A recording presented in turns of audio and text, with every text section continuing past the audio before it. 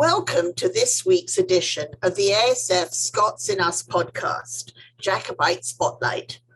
I am Camilla Hellman, President of the American Scottish Foundation, and on this episode, we turn to the Jacobite period in Scottish history. We begin by speaking with Jamie, the 21st Lord Sempill, member of the Standing Council of Scottish Chiefs, an avid Scottish historian who undertakes bespoke tours through his company, Clan Chief Tours. He will take us back to those turbulent times, speaking to the background of that time and outline some key places to visit. And then we will be joined by Charles Graham Campbell, Managing Director of Bonhams, Scotland. Upcoming is Bonhams' annual Scottish sale, and Charles Graham Campbell will discuss with us some key items coming up, including flintlock pistols and swords from the Jacobite period, to a sporran of the Gordon Highlanders Regiment that through its emblems tells such a story. And then we have a fascinating visit with Paul Macdonald of the Macdonald Armouries and Academy of Arms, sword maker and master at arms. Maestro Paul Macdonald has been making high-quality reproductions of edged weaponry for historical fencers. And now, please join me in conversation with Jamie, the 21st Lord Sempill, who takes us back to Scotland in Jacobite times.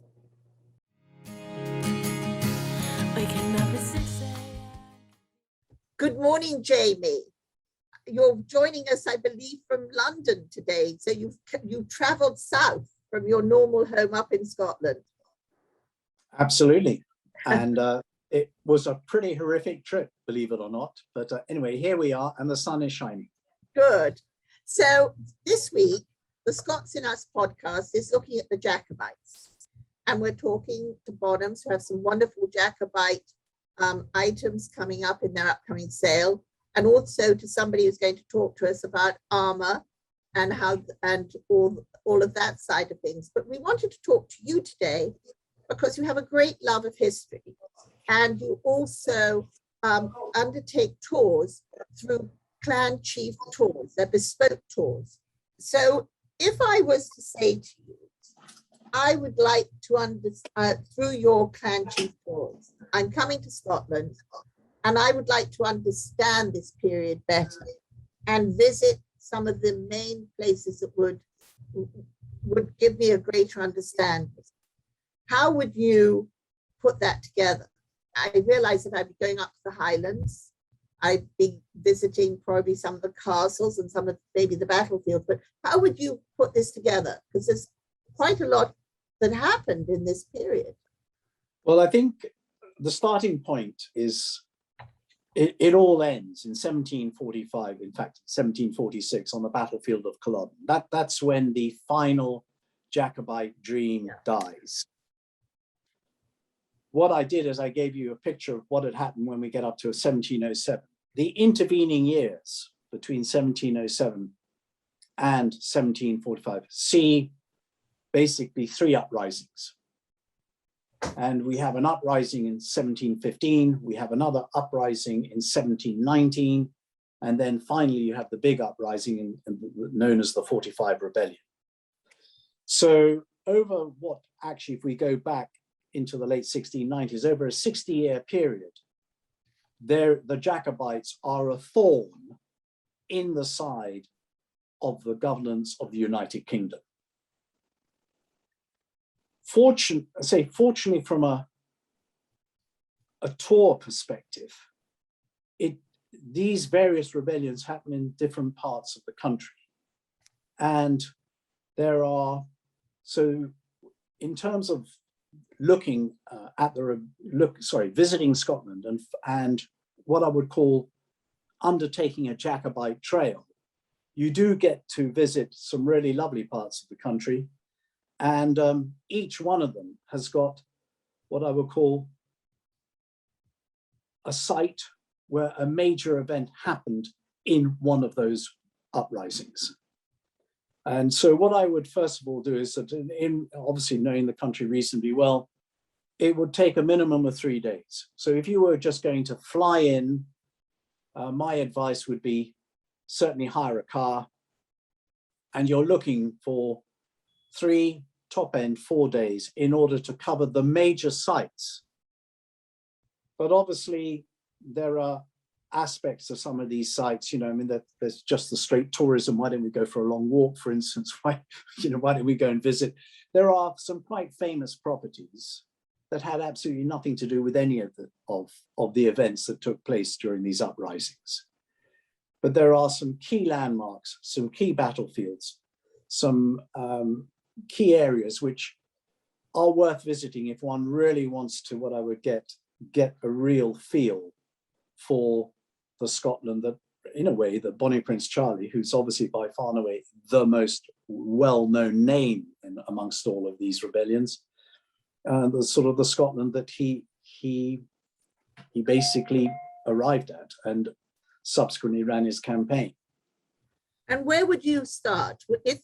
I know that you've done with us sort of the 1 day in Edinburgh, and then you've traveled north and you've done the Highlands and the castles and the battlefields up in the Inverness area. But how would you sort of divide this up? I think it would be worth, as I said, if there is a slight fortunate, what I would call geographical aspect to it, is that if we take, I think probably, it's probably worth going to the first major uprising, which was in the late 1690s. And that ends up with, it's slightly indecisive to be, from a historical perspective. But what we actually see is the famous Battle of Killiecrankie. Now, Killiecrankie is north of Perth. And that whole Perthshire area is one stunning part of Scotland. And so I would spend the best part of a day in that area looking at Killiecrankie, going to Dunkeld, which was a battle that came after Killiecrankie. And that would be very much what I would call one of the legs, sort of the Perthshire leg, telling the story of the famous Bonnie Dundee who died at Killiecrankie. It's a dramatic site, and it really is.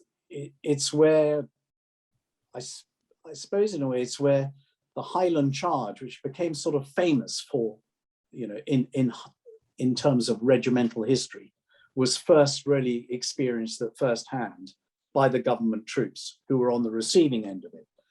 So there's quite a big story to tell about that uprising. And then that also includes one of the reasons that it all happened there was because Blair Castle was one of the key reasons that it happened in the area. And that is a fairly magnificent property to look at. So that's one leg. Another leg that I would look at would be the 1715 uprising. And that begins in Aberdeenshire, right up in the north, very close to Braemar, where the then Earl of Mar raises his standard and he marches south. And that rebellion also peters out, and has what I would call it's slightly indecisive in the end, but the Jacobites basically don't press hard enough. And you find a situation where James himself, actually has landed in Scotland, not Bonnie Prince Charlie, but his father. And it had all what I would call the right ingredients, but it was sort of slightly, I have to excuse here, Camilla. It was a damp squib would be the best way of putting it. There was a lot of hope, a lot of aspiration, a lot of clans actually were approached, but it failed. And then we've got this really quite lengthy period from 1715 to 1745 with one really interesting event that happened 4 years after 1715. 1719, the Spaniards get involved, and the Spanish support the Jacobite cause, which up until then had been very much underwritten by the French. And the reason the French weren't involved in it, because they were now at peace with England, or at peace with Britain. The Spanish get involved in it, and here we've got, it really all happens around Ellandonan Castle. And Ellandonan Castle is one of those extraordinary must-go-to-see castles. You know, it's on biscuit tins, it's on literature. It's photographed. It's photographed one there is. Castle, yeah, and it's the home of the McRaes. It was actually restored in the early 1900s, and it had been a ruin since 1719, because what had happened is that the Spaniards had landed by Ellandonan. They had the support, obviously, of the local clans. They made it their base. That's where they offloaded all the ammunition, specifically lots of gunpowder. And there were 300 troops. Various Scottish clans came from the Western Highlands, notably the Camerons. And they then got together and off they marched. But the government forces had already been made very well aware of this, and they were also marching towards them, and they all ends up at a battle called the Battle of Glen Shiel. And Glen Shiel's about 8 miles, maybe 9 miles south of Ellandonan. And in fact, what actually happens is, as the conflict is about to happen on land, the Navy arrive, as in the British Navy arrive, and they bombard Ellandonan.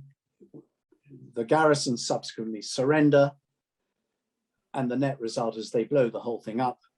And the Spanish that are left at Glen Shiel realize there is no option, but they have no option but to surrender, and they do surrender. And that, again, that's a sort of a flash in the pan. Very few people know about it, but there is a nice memorial in Glen Shiel. It's a lovely part of the country. And then, as I said earlier, might as well go and see Ellandonan. Now it's been fully restored. And that neatly sort of ties in to the main event, which was in 1745. It's just ironic geographically that when Bonnie Prince Charlie and his seven supporters landed, they landed not that far north of Ellandonan. And therefore, it's all what I would call geographically, it's all quite close. And once you get to the 45 landing, then you've got the Glenfinnan Monument, which is really where the standard was raised. The Jacobite army under Bonnie Prince Charlie and various others marches down to Edinburgh pretty well unopposed. And then they're based in Edinburgh for a while. And they actually are based in Holyrood Palace. And I say that because the irony of all of this is that they don't take Edinburgh Castle, which is held by the government, but he does hold court and has all of his supporters down in Holyrood. And shortly after he gets to Holyrood, they have their first decisive victory at Preston Pans, which is about 7 miles south of Edinburgh. And it is a very decisive battle. The government are seriously shocked by what's actually happened. And the Jacobites, for the first time, really realize that they have actually made a major leap forward. And at that stage, there's a lot of internal debate about should they stay in Scotland? Should James just declare on the Scottish crown on behalf of his father? But no, sorry, Bonnie Prince Charlie is determined to go to London. That's where the big prize is. And I think we know what then happens. They get as far as Derby. They don't get the support from the English Jacobites that they were led to believe was specifically in Manchester. And the net result is they have to turn around and they come back. And against all the odds, they win another major battle at Falkirk. And that battlefield is still there. There's another memorial there. And that's a wonderful area to visit. There's so much to see there in Falkirk. It's a wonderful point to go to. Yeah, I have to say that, from a tour guide perspective, the country is content rich. you know, Yes. even if you're not what I would call an avid historian and a sort of desire to see everything that the Jacobites got involved in, there are so many other beautiful properties and landscapes and things to do that pretty much wherever the Jacobite army trod, or wherever they, you know, the story leads us, the geography definitely takes a lot of beating. The scenery is awesome. And so they do Falkirk. They are pretty well aware at that stage that it's a bit of a, you know, they've done well to do what they've done, but the Highlanders now are absolutely exhausted. I mean, you know, it's a massive distance to walk. You know, I mean, I'd hate to think what these men went through, and they got that far. And then eventually the decision was, let's retreat to the Highlands, let's regroup, let's rethink. And I'm afraid to say there was disagreements between Bonnie Prince Charlie and his leadership. And instead of dispersing and disappearing into the Highlands, you know, to lick your wounds and wait for more reinforcements, whether it was money or guns or whatever, they decide to make a stand at Culloden. And well, you only have to visit Culloden to understand, you know, the end story. And I think once you've done that, the only thing I would say is that there was an aftermath to Culloden, which was pretty brutal, you know, where the government of the day actually attempted to stamp out what we would describe as Gaelic culture, which is everything from the use of the language, the wearing of the Highland dress, the playing of bagpipes. And it did have a profound effect on the Highlands. And when you drive around parts of the Western Highlands, the first thing you notice is there are very few people there. There weren't that many in originally, but a lot of them found themselves with no option but to either emigrate, which is why so many of them are in the United States, or to move south to places like Glasgow, where there were new opportunities. The Industrial Revolution was beginning. And it was, you know, the whole Jacobite story, the final chapter is really quite tragic in terms of the impact it had on the Gaelic culture and the Gaelic speaking people. I think that the the restoration and of Inverness Castle and the whole revitalization of that area is going to make it a wonderful, a great enriched experience for the visitor, because everything is fairly close by and they can really then understand it more. And they're doing a lot around the oral histories and everything, aren't they, up there at Inverness? Yes, I mean, for instance, that there are many Americans who seek to get a far better understanding of their origins. And one of the great resource centers is in Inverness. And many of them go there to do just that, you know, to sort of go through the archives, get assistance, which is supplied by the center into tracing their origins.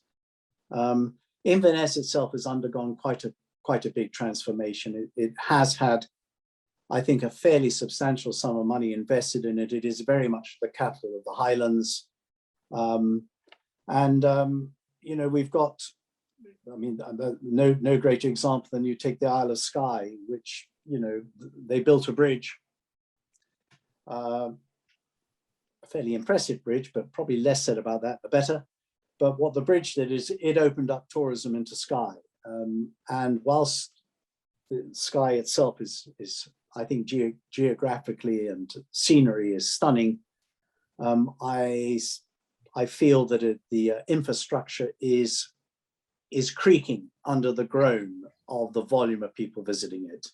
But it is part of the Jacobite story, and I'm sure there'll be many who will want to take in Skye. A lot of this really can be my advice to those is, you know, try and avoid the peak season. That is, you know, Scotland in May and in September is a lovely place to visit. But, you know, you try doing some of this late July running through August, traffic, volume of traffic, getting accommodation, finding seats and restaurants will prove a challenge, unless you're, of course, in the hands of a tour guide or a tour operator, you know, who's prepared to book everything well in advance. But, you know, for the younger listeners, I still take the view, you know, get over here, hire a car. You won't get lost. Not. But it's, you know, yes, the roads are very narrow. You drive on the wrong side of the road. Yeah. Well, in fact, it's in the Highlands, that's irrelevant because it's all single track. So it doesn't really make any difference which side of the road you're on. But, you know, there are lots of very, very, what I would call helpful people. You know, pretty much all the major centers have tourist information centers.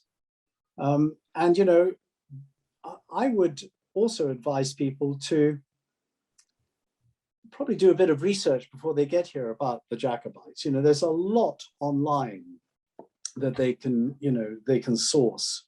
There are lots of YouTube videos with some wonderful characters, you know, who are telling the story. And the whole Jacobite, I suppose, I don't want to use the word saga because it sort of makes slightly light of it, but the great Jacobite struggle is incredibly well told by various people on YouTube.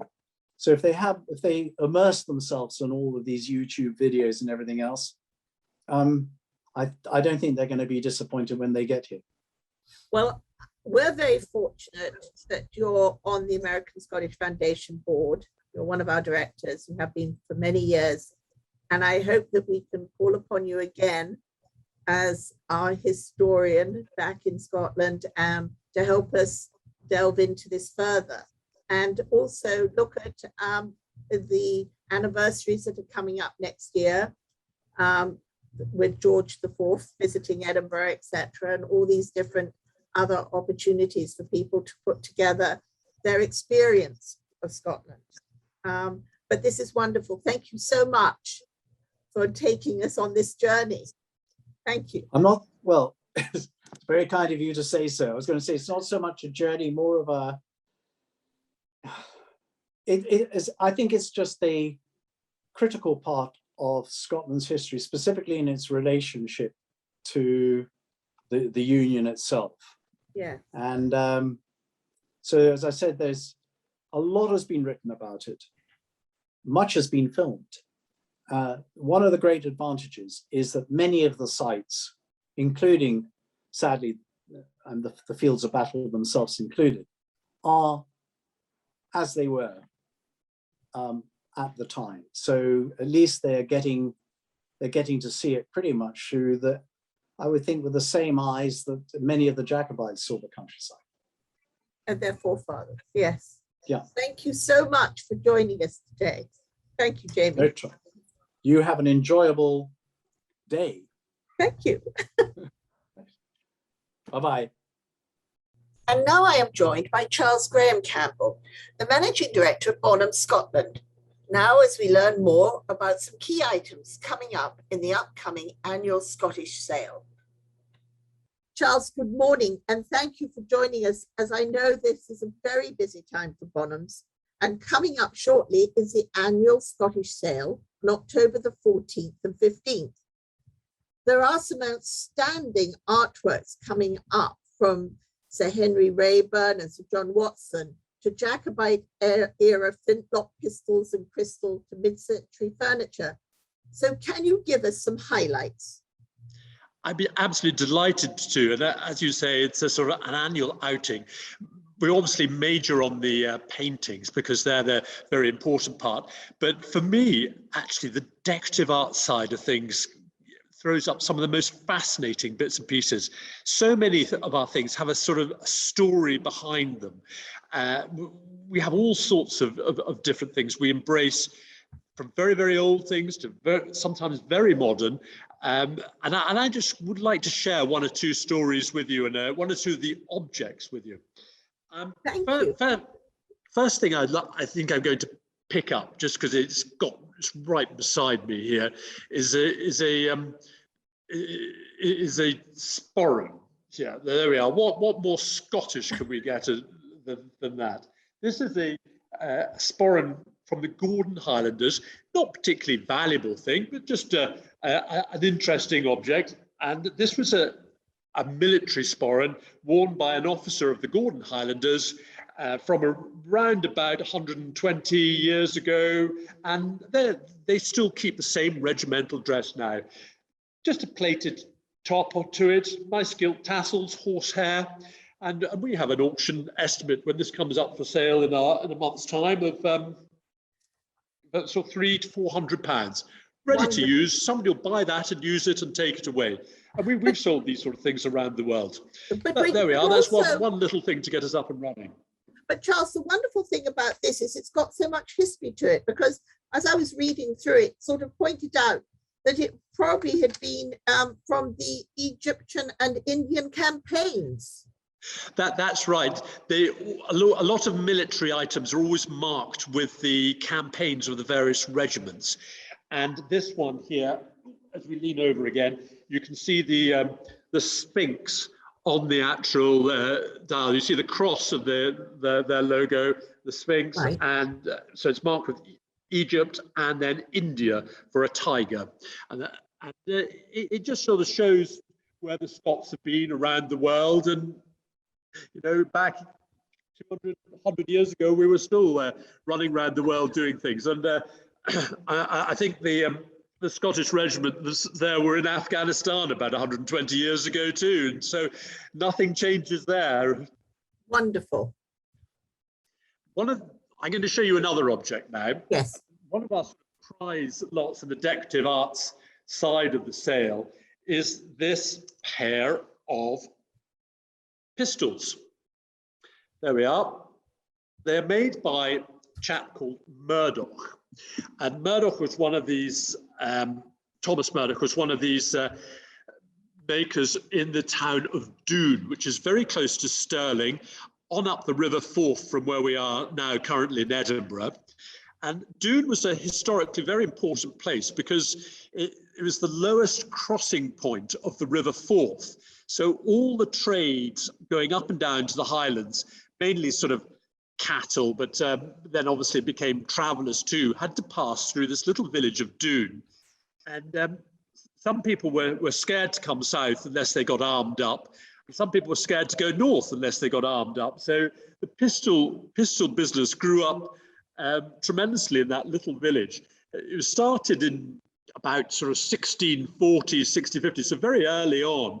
And it progressed, and there are a few families involved in making. This is by a particular pistols by a chap called Murdoch. I don't know if you can see the name Murdoch right. Written in there. And a lovely all-steel flintlock pistol, or pair of pistols, as we say, and very much in a Scottish style. And the Scottish style is exemplified by this sort of ram's horn. I suppose if we turn it the other way up, you can sort of see the sort of ram's horn muzzle there. And there are other particular features there. It doesn't have a trigger guard.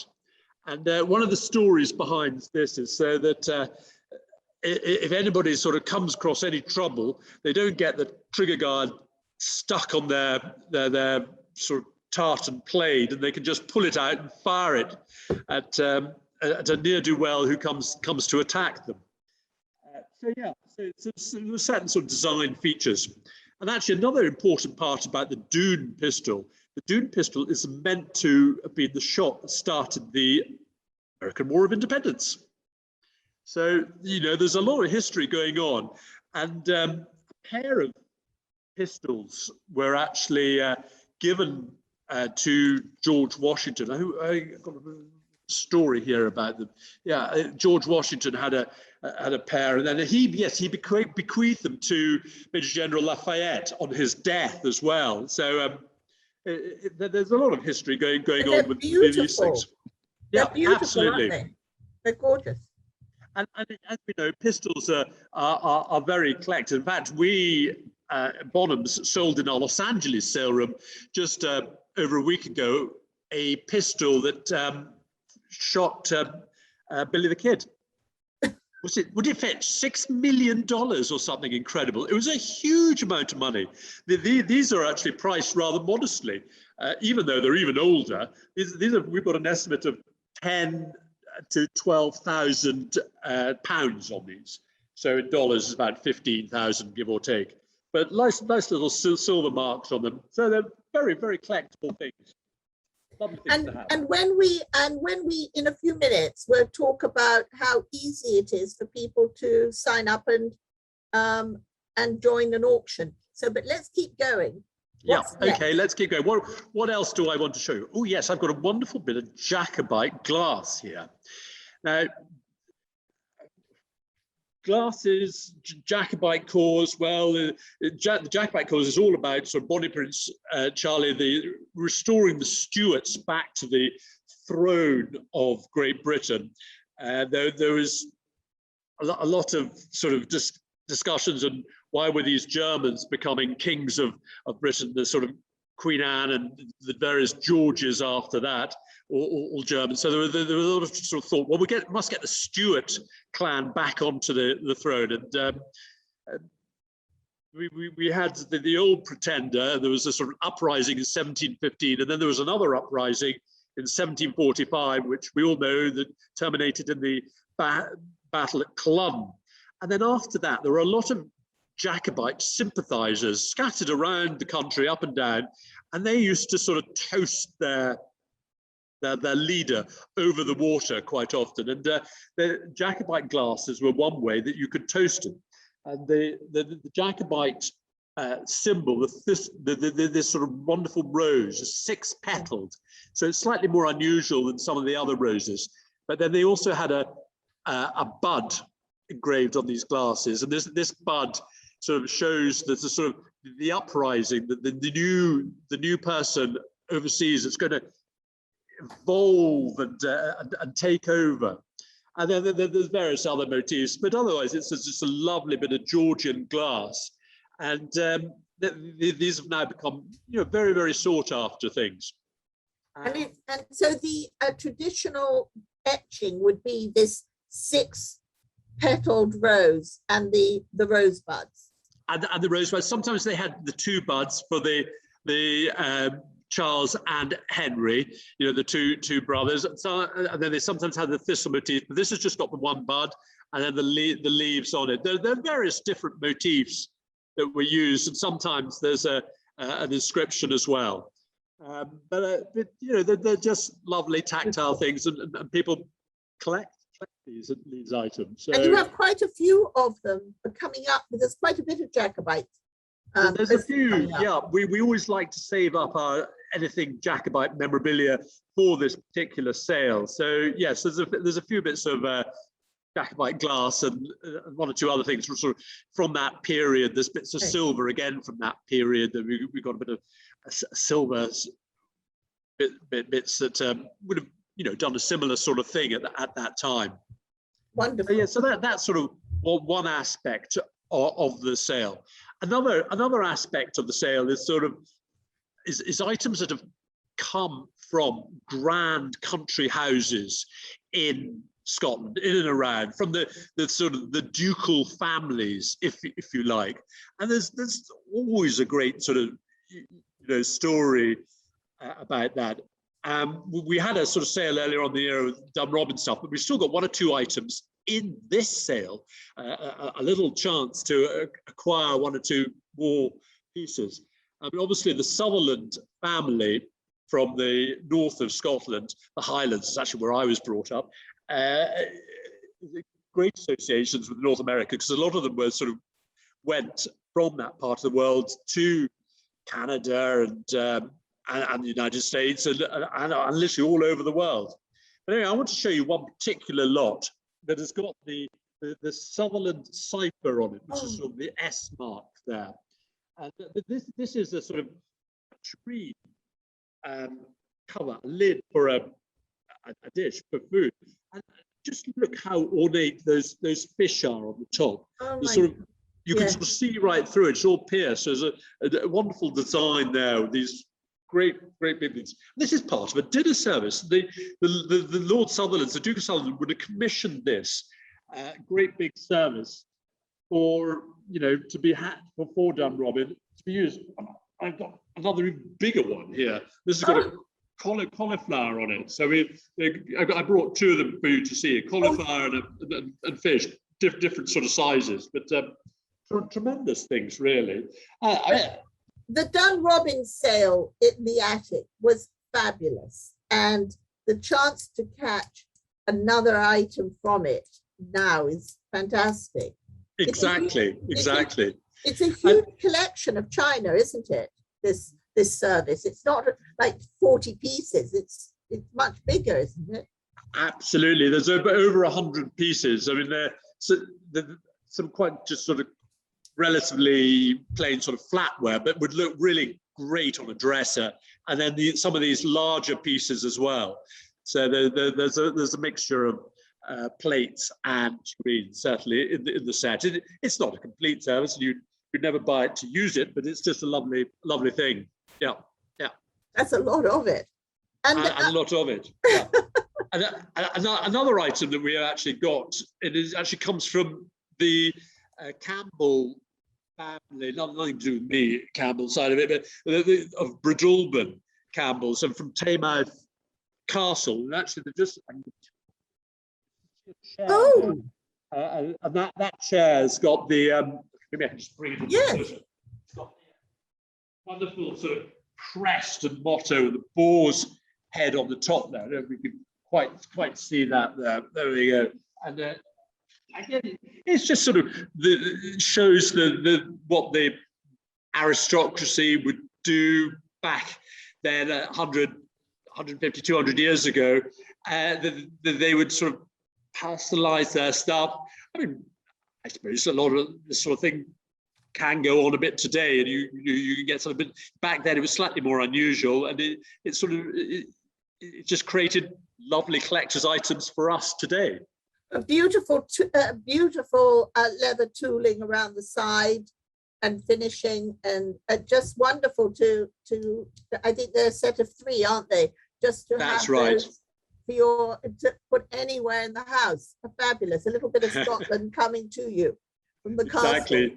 Especially if you're from that sort of middle part of Scotland, the sort of Loch Tay, the sort of Aberfeldy, the sort of areas. Great sort of story attached to it, all the things. But yeah. So yeah, it's a sort of fun things. So behind you, you've got all these wonderful paintings. So can you tell us quickly a few of the highlights of the paintings? I saw sort of Rayburn and Grant, but there's some wonderful pieces behind you too, aren't there? Yes. Well, just over my shoulder here, we see a painting by a very contemporary artist, Jack Vetriano, who's still very much alive and working away. He was born in 1951, so he's not that old in the grand scheme of things. He grew up in Fife, from a very much a mining area, and there wasn't a lot of money when he was growing up, and came from quite an impoverished background. But he's just sort of taken off and become one of the sort of stars of today. And his paintings are now sought after by collectors the world over, and it's sort of almost a reversal of psychology. A lot of the established critics, don't like his work, mainly because he was self-taught, and he painted it in certain sort of style that's maybe not quite to everybody's taste, and the critics have sort of gone against him. But this hasn't stopped his popularity, and he literally set the record for a singing butler for a price of a Scottish artist, living or dead. It's just absolutely incredible. And his artwork graces sort of tea towels, biscuit tins, as well as people's walls. You'll find children's bedrooms have posters by him, as well as these wonderful paintings. So this painting here will sell. We've got, I think, sort of 3 or 4 or 5 paintings in the sale by this artist. So it's a great opportunity to see them and things and have them. He's So now this- obviously become very collected. So this is a 2-day sale across all genres, from the paintings to the decorative accessories. And the catalog on the website is fabulous. It's really, shows everything that's to great degree. So we can go online to bonhams.com and find the Scottish sale, and a few days ahead so they can register. But it's not difficult to bid, is it? No, I mean, as I say, you can go to our calendar, go to the 14th of October for forthcoming auctions, and you can see the Scottish sale. And you see we've got over sort of 400 items in that sale, of which about 100, over 100 are paintings, and then the rest are the decorative arts, covering all sorts of things, as we sort of talked about. There's a couple of collections from Scottish country houses there as well, but the paintings are the main thing, really. There are sort of very much of an international flavour, and have been collected and had come to us from all over the world as well. I'm just sort of thinking the Scottish colourists that are probably the most sought after of the Scottish art. There's the works by Peploe, Cannell, Ferguson and Hunter, and a couple of the Peploes and a couple of the Cannells have actually come from Australia for us to sell. But in the past, they've come from the US and Canada and other places as well. So it's returned home. well, yes, they return home to be sold, and then they quite often then disappear off around the world again. Exactly. It's the sort of we have the market here, and so things come back here to be sold. And then they disappear off again. For example, if you bought the Australian painting, there is a sort of premium for buying it because it's being imported in the country. But if you then export it again, you get that back again. So it's actually almost advantageous to be overseas buying some of these things. So it's, you obviously get a more of a chance or slightly less pay on duty than you would do if you were buying it in the country.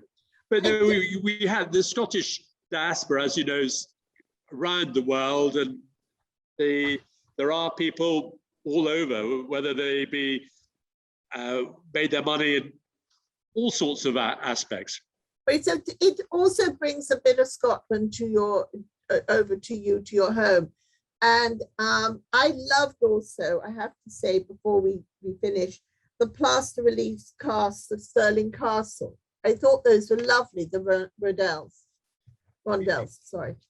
Exactly, yeah, they're quite fun, but they are just, I suppose, copies. But that's just the great thing, because there you are. You can get a relief carving of an early King of Scotland and his good lady and all the rest of it, and you could have them. They're Victorian.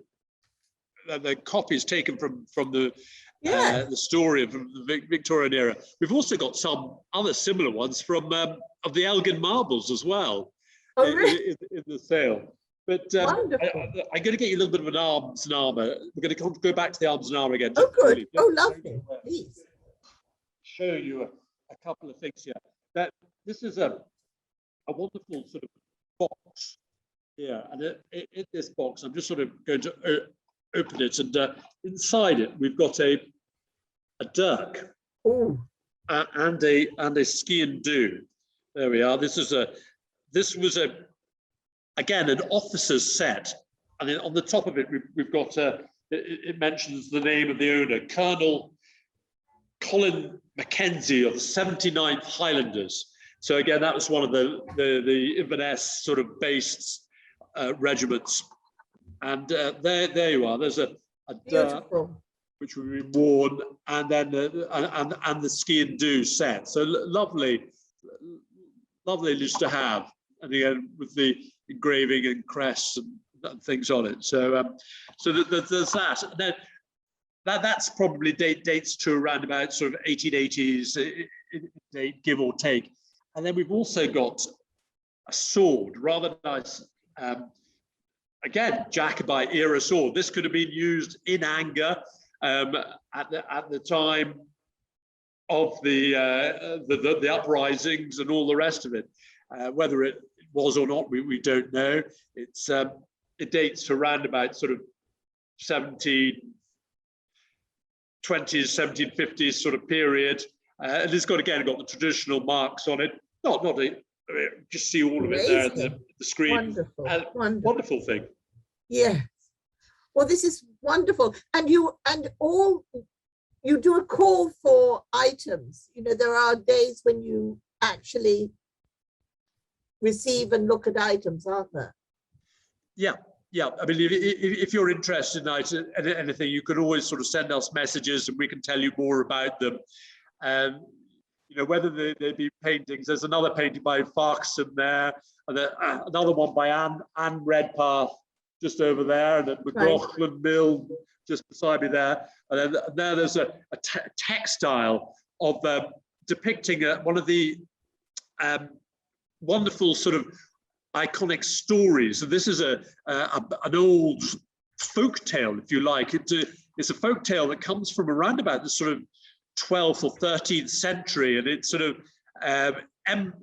depicts this chap, it's Patrick Spens, who is a very famous sort of sea captain, and he was sent out by his king to go and rescue the king's daughter, Margaret, and a small child, because Margaret married the King of Norway. And there's lots of sort of symbolism and stories going on. Again, everywhere we turn, there's another story and things. But yeah, please do look at our website and gather some more information. No, this has been wonderful. There was so much interested in the Dunrobin sale, and when we spoke to you about the colorists earlier this year. So it's wonderful to catch up with you now and hear about the Scottish annual sale. And we look forward to speaking with you again soon and hearing what is on offer again from Bonhams in Scotland. Thank you very much. Thank you. Thank you. Many fierce battles were fought during the Jacobite period, and Maestro Paul Macdonald, who makes authentic swords and armor and has an academy devoted to swordsmanship, now joins me in conversation. Good morning, Paul, and thank you for joining us today. I'm fascinated to know more about what the Macdonald Academy is about. But could we begin by asking us to tell us how you became involved with, I hope this is not the wrong word, weaponry? Yeah, absolutely. Well, thank you very much for having me on board. It's a pleasure to be part of it today. Yes, I'm originally from the West Highlands, and first came to Edinburgh in 1992.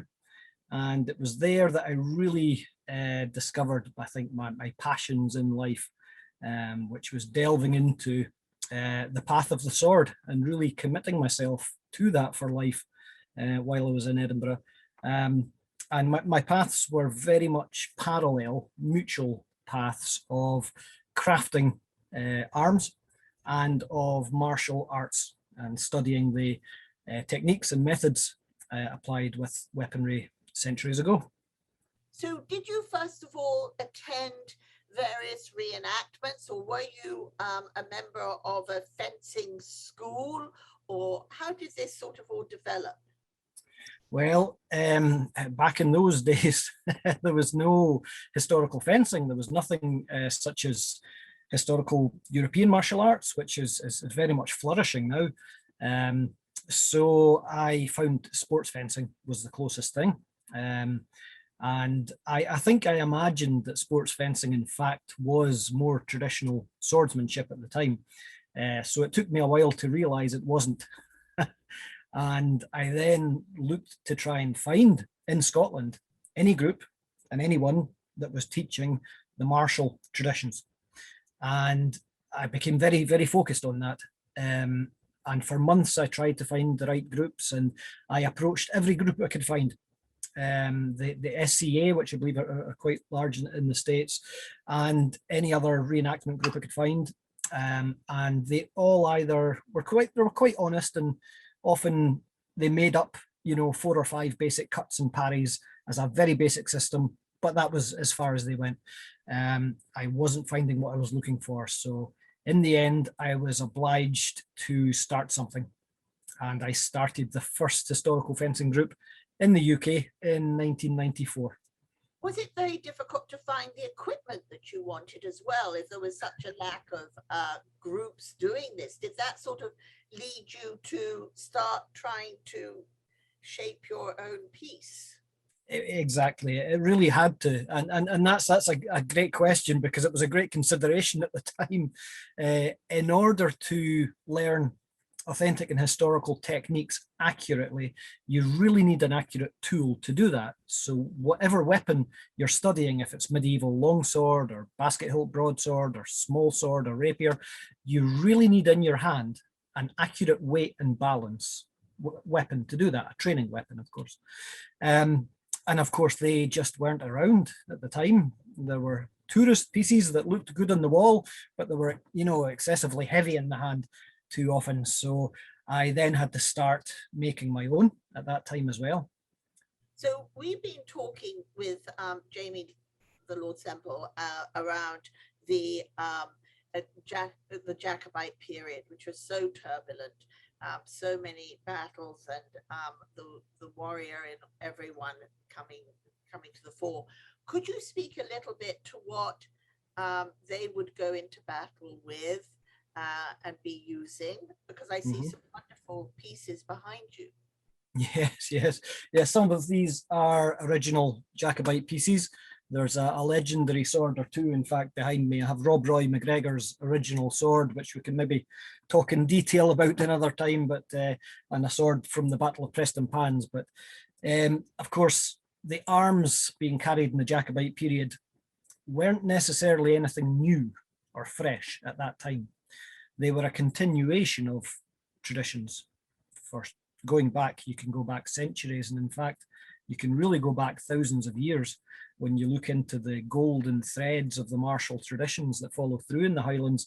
But the weapons that had developed by that time, primarily the frontline arm was the basket-hilted broadsword.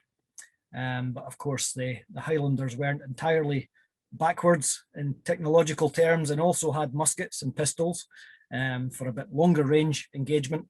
But when it came to hand engagement, that's where the Highlanders always excelled, in swordsmanship, in use of the dirk, the knife, and in wrestling and close combat as well. So you are forging wonderful replicas, which I noted from your from what I was reading earlier, sort of are the right weight and standard. They really are authentic replicas. How heavy was the average sword that was being carried? They look so long, you know, we see them in pictures and depicted. They look quite heavy. Yes, yeah, and that's a common perception that's, I think, taken from the fact that everybody looks at a sword and they look at it this way. They see the blade this way, and it looks like a wide piece of steel that must be in their head heavy. But the real magic of a blade is when you look at it on a blade this way and you look at it edge on. And I'll just grab a piece here to show you. And so here's the width of the blade and the taper of the width of the blade. Usually they get slightly more slender towards the point, and that's what you would call a profile taper. But the real magic in a blade is called distal taper. So we'll look at it on the spine, and it's 5 or 6 millimeters thick here, but gets progressively thinner and thinner and thinner towards the point, and it's less than a millimeter thick here. That is the magic of a good sword blade, that you can only see when you look at a sword from a very different perspective than that. So are they around, now we talk in pounds and ounces still over here? Yes, absolutely. I use it myself too, yeah. So how many pounds is that?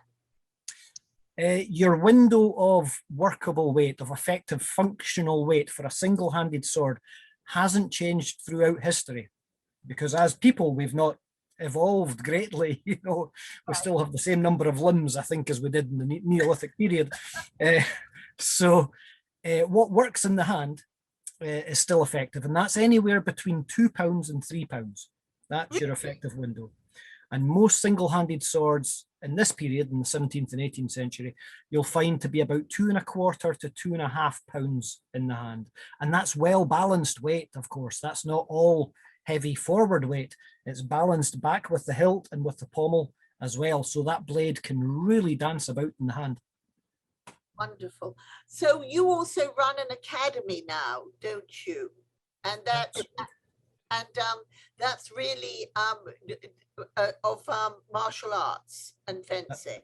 Yes, that's correct. I run the Macdonald Academy of Arms, and that's my own academy based in the traditions of martial technique and method, with the basket hilt broadswords, just as you see here. That's our principal weapon. And I've established my own method of use with that sword based entirely on the original weapons and how that weapon works and moves in terms of weight and balance, and then back engineering that into fingers and the hand and the wrist and the arm and the body and the footwork. So it's all been back engineered from the sword itself. Now, if we're planning to visit once again Scotland, where would we be able to see reenactments or wonderful swordsmanship taking place? Is there any special time of year when you come together? Well, to be honest, you've just missed about the only Jacobite reenactment you'll see in Scotland every year, which was Prestonpans. The Battle of Prestonpans has a small scale reenactment, but quite a good quality one. And that's run by the Prestonpans Battlefield Trust. That's an excellent event. I had a stand of arms there just on Saturday and enjoyed the battle while I was there too. But really that's the only, I think, regularly reenacted Jacobite event, at least, you can see in Scotland. Though I believe that there's a Viking event in Largs as well. So we need to come back and see you and go through more of the collection and understand more of what you're doing. But this has been a wonderful introduction to all that you're doing. And I'm so glad you were able to take a few minutes to join us today. You're very, very welcome. And thanks very much for having me on board again. Thank you. Thank you for joining us today as we delve back in time with our guests today. To stay up to date with our programs and events, please follow us on Facebook and Instagram and hit the subscribe on YouTube. As president of the American Scottish Foundation, I add our thanks to all of you, our listeners, friends, members, and patrons, helping us to share our love of Scotland. Thank you for your support. Our podcasts are released the first and third Monday of the month, and our Sounds from Scotland music link up, hosted by Jamie McGeechan, is released live on the third Sunday of the month. Till next time.